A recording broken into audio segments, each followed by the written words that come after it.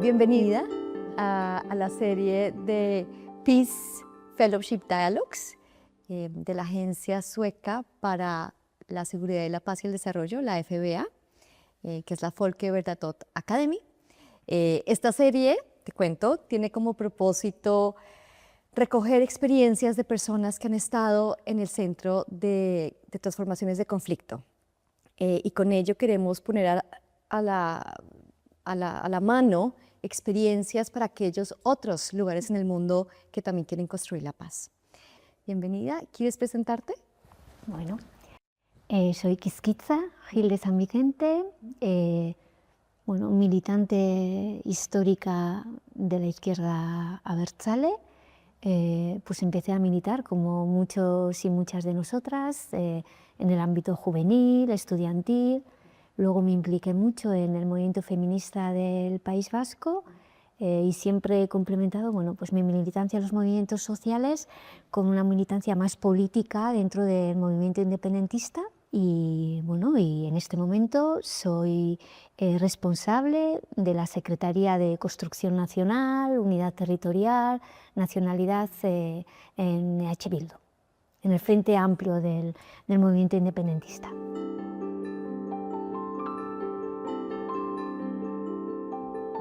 ¿Cuándo surgió por primera vez cómo se pasó esa idea de pasar una estrategia político-militar a una estrategia político y democrática y pacifista? En primer lugar, yo creo que es importante tener en cuenta que el movimiento independentista siempre ha tenido una visión muy política de sus estrategias y siempre ha realizado reflexiones muy políticas de sus estrategias y de la validez de sus estrategias, ¿no? Por lo tanto, yo creo que no solamente, sin duda alguna, hace 15 años o en los últimos 10 años ha habido reflexiones que han cambiado de raíz la estrategia y la articulación del propio movimiento independentista, pero que luego también han traído cambios radicales en la sociedad vasca, yo diría que en el propio Estado español, pero ha sido permanente, sobre todo desde el fin del franquismo y el comienzo de la reforma prosfranquista. Ha sido permanente la reflexión en la izquierda abertzale para pasar a una estrategia que fuera completamente o simplemente democrática y pacífica, ¿no? La confrontación armada nunca podía sustituir al proceso democrático que debíamos y debemos articular entre las fuerzas políticas y la sociedad vasca, ¿no? Pero en los últimos años diferentes reflexiones nos llevaron también a constatar que políticamente se había agotado un ciclo y incluso no solamente humanamente y éticamente, incluso políticamente, estaba obstaculizando nuestro desarrollo político.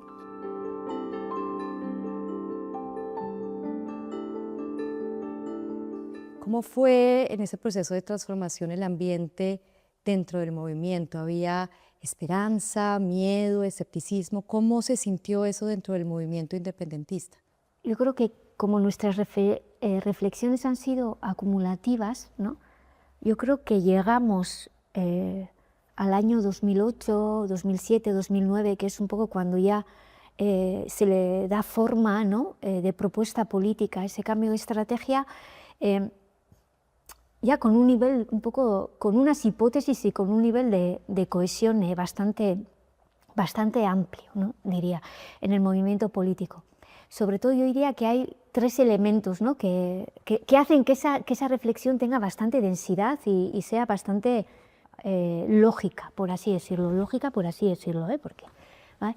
El primero es, no sé si sabréis, pero en esa lógica de confrontación Euskal Herria o movimiento independentista y Estado español, hay un momento clave al final del siglo XX, ¿no? Y a principios del siglo XXI, que es el proceso de Lizarra-Garazi, donde el movimiento independentista llega a una alianza interclasista, ¿no?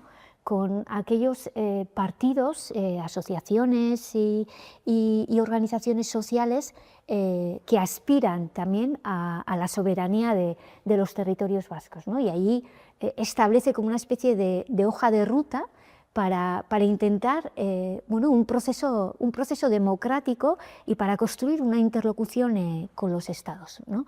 Esa hoja de ruta también trae una tregua, no permanente, pero una tregua de la organización armada, pero luego diferentes factores hacen que ese proceso no evolucione en el independentismo, y nos damos cuenta que ese proceso no ha evolucionado sin duda alguna por la falta de voluntad de algunos de los agentes vascos y de los propios estados, pero no ha evolucionado también porque la izquierda independentista tal vez no tuvo la suficientemente paciencia, no supo calibrar cuáles eran los ritmos que necesitaban los otros agentes en el País Vasco, ¿no?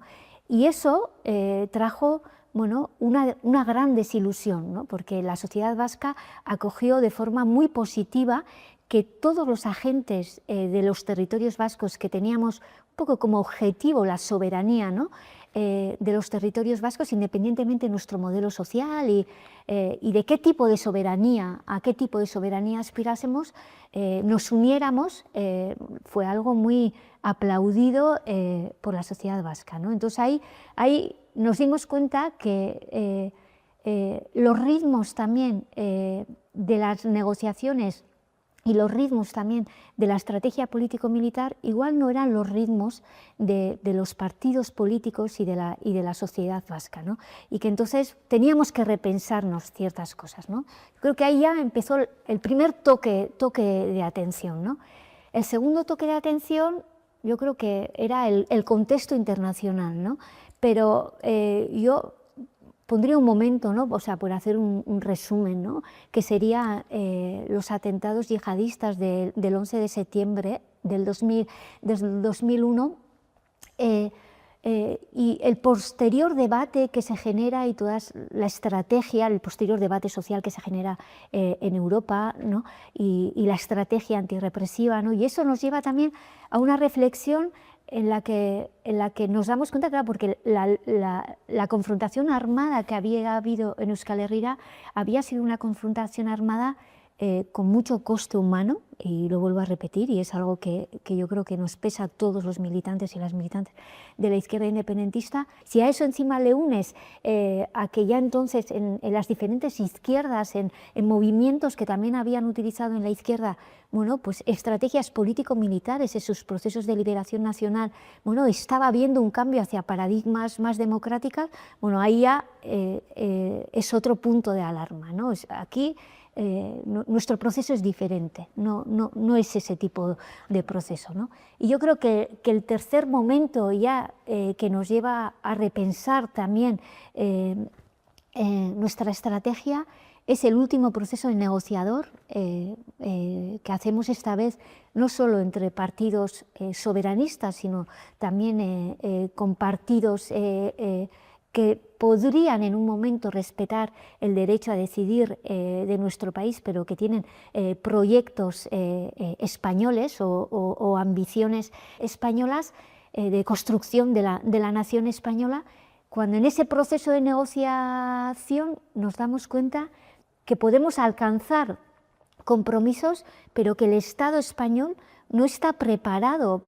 Bueno, pues todo eso nos lleva a una reflexión en profundidad política, donde nos preguntamos, bueno, ¿qué tipo de estrategia independentista necesitamos para avanzar hacia nuestros objetivos, ¿no?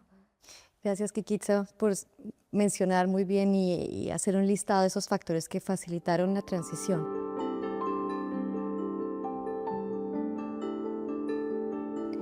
La transición también fue bastante larga y tomó bastante tiempo, y en otros procesos de transición generalmente las partes en conflicto están involucradas, bien sea en un diálogo o en una negociación. Pero en el caso del proceso de transición del País Vasco es muy especial, porque sobre todo se ancló, como tú mencionaste, en las bases sociales, en la sociedad civil, y en apoyo también, de alguna manera, con la comunidad internacional. ¿Puedes contarnos cuáles fueron las fases? Una vez hizo esa reflexión, con base en esos factores que mencionaste, ¿cómo fue el proceso? ¿Cómo fueron las fases de ese proceso de transición?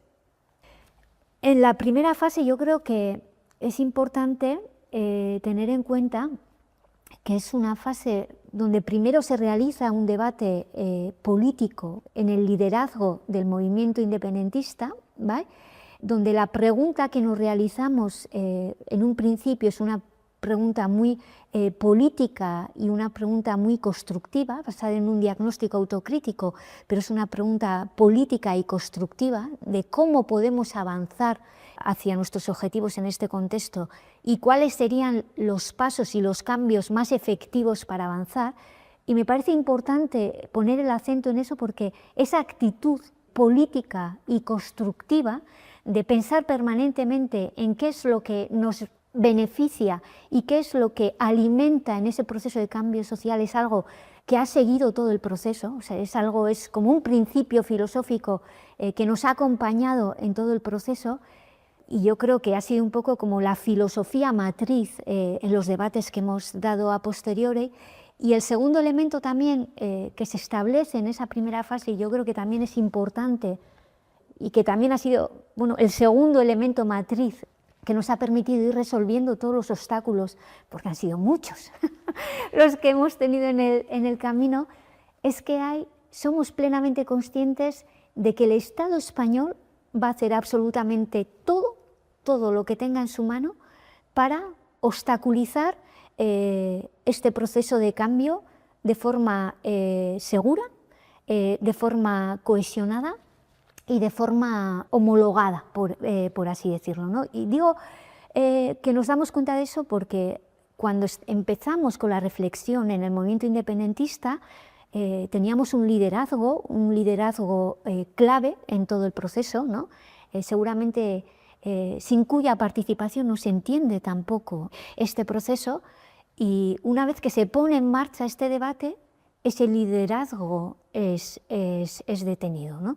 Entonces el independentismo de izquierda tenía dos opciones, ¿no? O replegarse y permanentemente jugar al agravio político, ¿vale?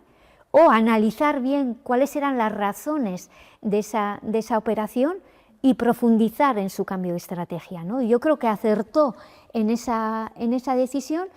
Y esa misma decisión nos llevó luego, por ejemplo, yo creo que fue el 2013, el 2014, no me acuerdo exactamente cuándo, cuando fueron detenidas las personas que la organización armada ETA había dado la misión del sellado, por ejemplo, de sus arsenales, hicimos la misma reflexión. El objetivo es obstaculizar el proceso, ¿no?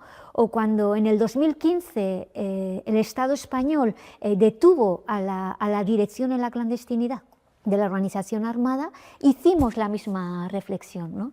Entonces, esa reflexión de saber comprender por qué el Estado español y por qué el gobierno español obstaculizaba este proceso político, y en vez de responder y atrincherarnos, profundizar en ese cambio, es algo también yo creo que muy importante que establecemos en esa primera fase, ¿no?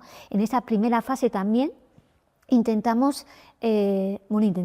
conseguimos implicar, no era nuevo porque es algo que tenemos que agradecer, que seguramente sin vosotros y vosotras no hubiera sido posible este proceso. Llevamos con el acompañamiento y con el asesoramiento de la comunidad internacional, desde años anteriores y en procesos anteriores, pero bueno, en esa primera fase también se establece algo que va a ser luego referencia, y todavía sigue siendo referencia, que es la hoja de Ayete, que es Ayete, la conferencia de Ayete, y la hoja de ruta que propone la conferencia de Ayete, ¿no? Y yo creo que ahí también hay otro cambio sustancial, y es que por primera vez, no sé si es por primera vez, pero bueno, voy a resumir porque si no estoy entrando en muchos detalles, ¿no?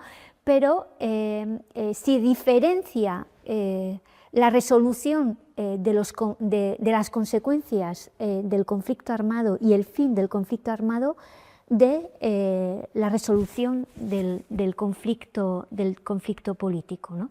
Y eso facilita, porque hemos podido avanzar en la resolución del conflicto armado, aunque nos haya costado más y nos esté costando más avanzar en la resolución del conflicto. Pero hemos convertido eso en una especie de boomerang, porque la resolución del conflicto armado nos ha permitido generar condiciones y un proceso de paz atípico, pero bueno, que nos está permitiendo poder afrontar también en mejores condiciones el conflicto político, ¿no? Y en esa hoja de ruta y en esa conferencia de Ayete también ya se visualiza, como antes te decía, cuál era la arquitectura, ¿no?, del proceso hasta el final, ¿no? Una vez que ya identificamos claramente que no vamos a poder, algo que seguramente para vosotros será algo totalmente atípico, por no poner otro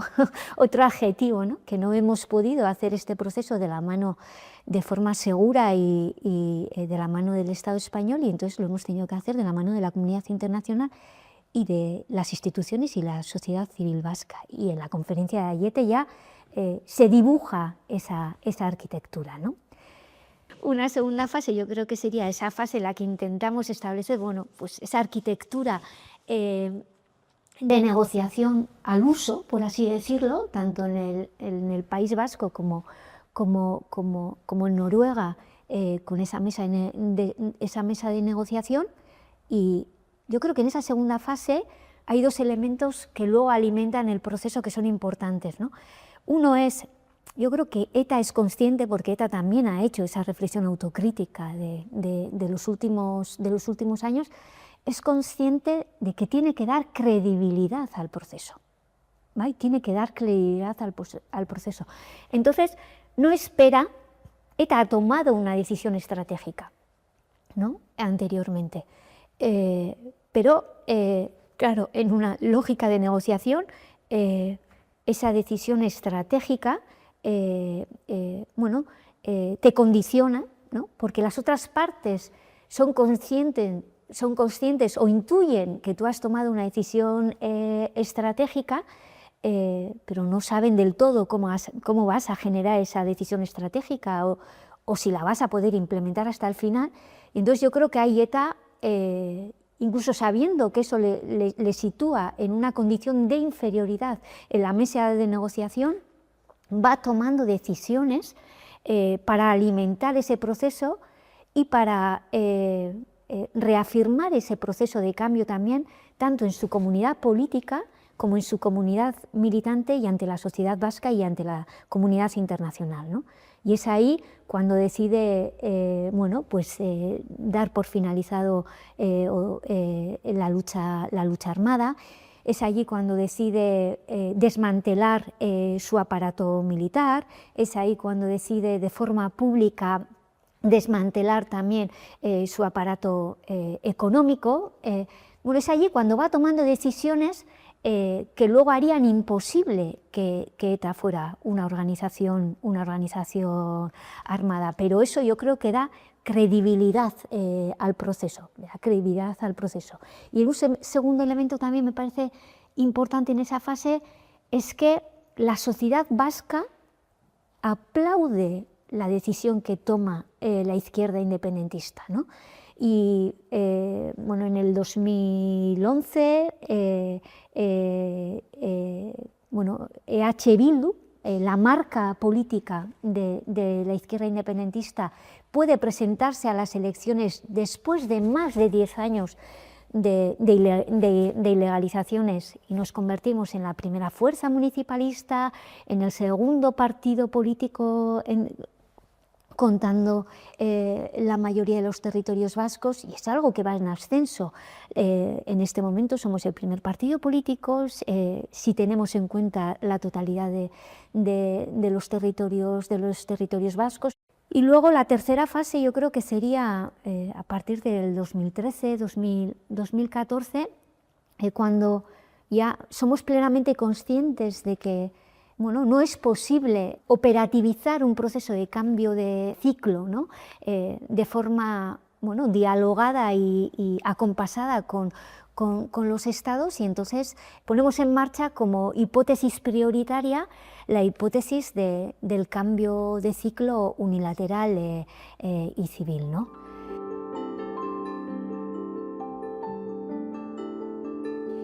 Fue un proceso largo, como mencionabas, y imagino yo que habían temores dentro del mismo movimiento. Tú mencionaste algunos obstáculos que se presentaron durante el proceso.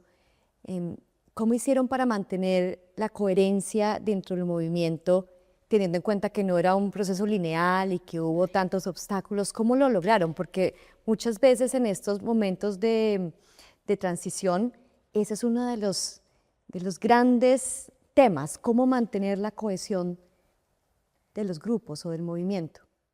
Es que yo creo que desde el principio teníamos muy claro, porque eso es algo que aprendimos, hará ya 40, 50 años, ¿no?